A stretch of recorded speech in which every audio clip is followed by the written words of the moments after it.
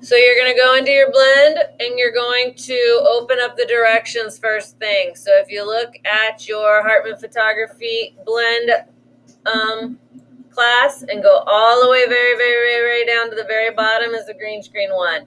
And it's going to open just in here since I don't do copies anymore. I would keep this open step by step while you're doing this because there's a lot of steps and there's a lot of like selecting and inverting and doing certain things. So make sure you follow this because it's like 14 steps and I've done it like 800 times and I still forget the steps sometimes.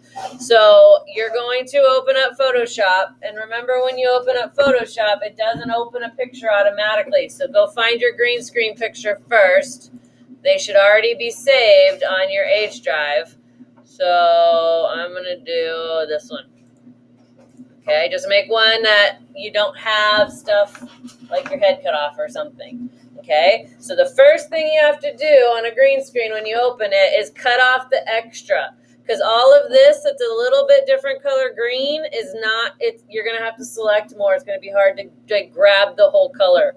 The part with the shadows, like this one's going to mess up a little just because they took it with a flash, so it has shadows. So that's why I didn't want you to use the flash. So the first thing you're going to do is crop it. It's the fourth one down, and get as close to you as possible without cutting anything off that you want. So that looks pretty good. When you crop in Photoshop, it kind of darkens the background to make sure you like it. If you like it, you can hit the X or you can hit Enter, and it'll completely crop it. Okay? The next step, let me make sure I have it before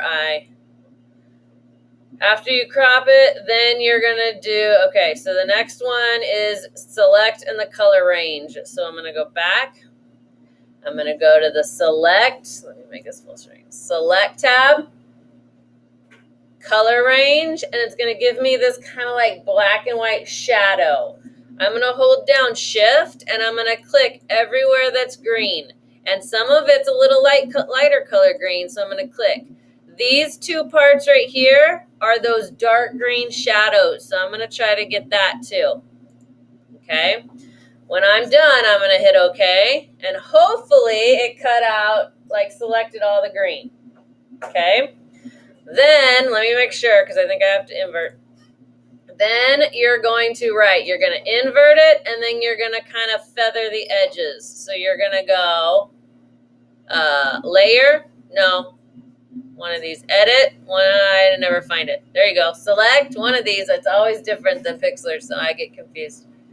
Inverse. So now it's just like Pixlr. I have just me selected, and then I'm going to kind of feather the edges. So I'm going to go to select and refine the edge, and I have different things right here. It kind of cuts the green out.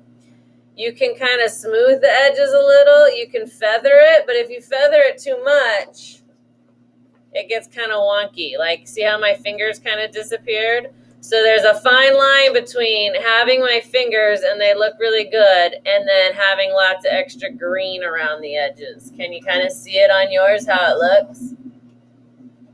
Can you see the green? So you want to feather it out, but you don't want to feather it so much that your fingers get wonky like that.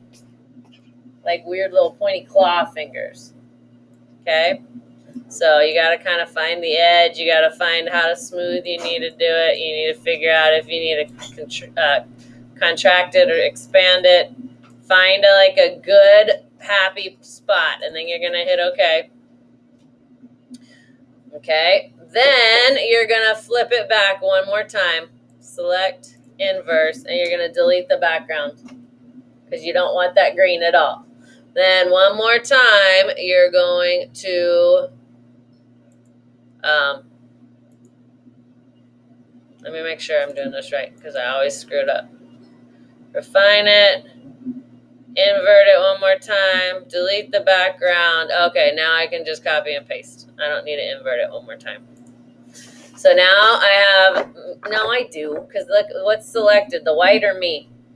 Why is yours all messed up? So invert it one more time, copy it, and then you're going to open your background. Now I'm going to open this cat. Any background you want, I don't care. So I already copied it over here.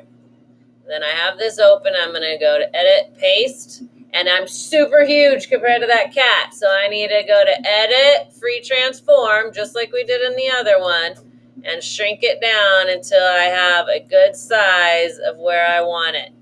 Make sure you also have it set so, ooh, if you do it too wonky, you get fat. If you do it too skinny, you get weird looking. Don't have it like floating like that when you have like no legs. Like, do a good job. Think about where to put it. You can like put yourself off the stage. That's fine, as long as you have it. Like, this is my magic cat. There we go. Okay, I'm gonna make it a little bit smaller so he's like a giant dragon breathing cat. And the green on my fingers is a little wonky, so I'm gonna leave it over the flames just so it looks a little better. Okay, and I'm gonna hit enter, and that puts me in there. Then I'm gonna go file, and when you save this, you're gonna go file, save as, first name, last name, green screen, and then I already have, I think I'm on 3. And make sure you turn it from a Photoshop file back to a JPEG, and then hit save. I want you to do 5. If you haven't taken your pictures yet, you need to do those. Okay? I would open up Blend and make sure you're going step by step through the directions like that, because it's a lot of steps.